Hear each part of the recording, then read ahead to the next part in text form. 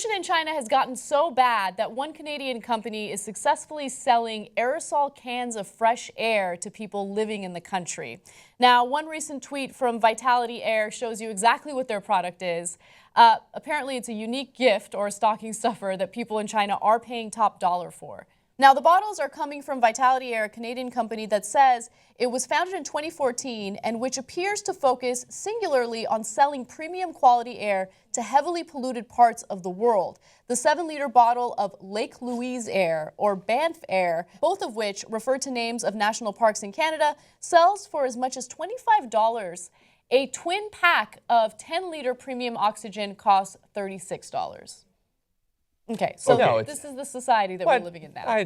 I'm willing to be wrong. I'm going to err on the other side. I don't believe that this is true at all. Yeah? I don't think, it's like, oh my God, it's so polluted. My lungs are being filled up with particulates. Oh God, if I just had $10 to go, and then it's gone. It's just up in the air again. Yeah. But that doesn't solve your problem at all. So the idea that people would be spending this much money for it, unless for a gag or to make some sort of political statement, I just have a hard time believing that this actually exists. First of all, this is a product straight out of Spaceballs. And so that makes me think that it's more likely that it doesn't actually exist. So, John, you're saying two different things, and it's fine to have both of those positions. They're not contradictory. One is the product is nonsense.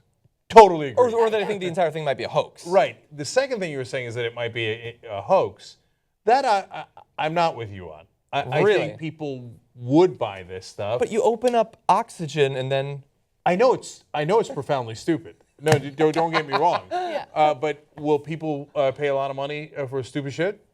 Of course. Have you not met human beings? Yeah.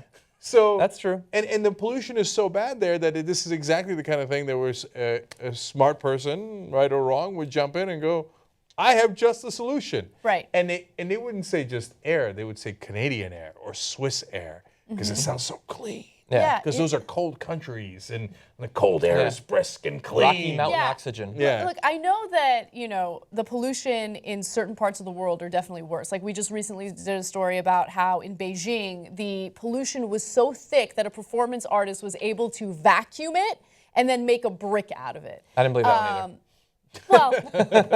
Well, you're the skeptic, I guess. But it's bad, right?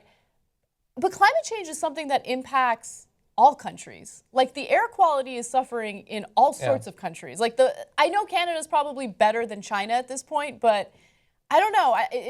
The idea that some countries are unharmed or unaffected by climate change or the pollution is kind of ridiculous. Yeah, I mean, this is old school. This is even before climate change. And this is what we used to have here in America, and we didn't have it in many of the developing world. I remember in Turkey, how many years ago, about 12, 15 years ago, I mean, you couldn't see in the middle of the day. It was like nighttime. The pollution was so thick, it was unbelievable. Yeah. And what happens is when you're getting developed, there's a ton of factories that come up. They create old school pollution, right? Let alone the climate change that they contribute to as they're creating that pollution with the release of carbon. And then what happens next is a new class of rich people come up that will pay $25 for fake air. Yeah.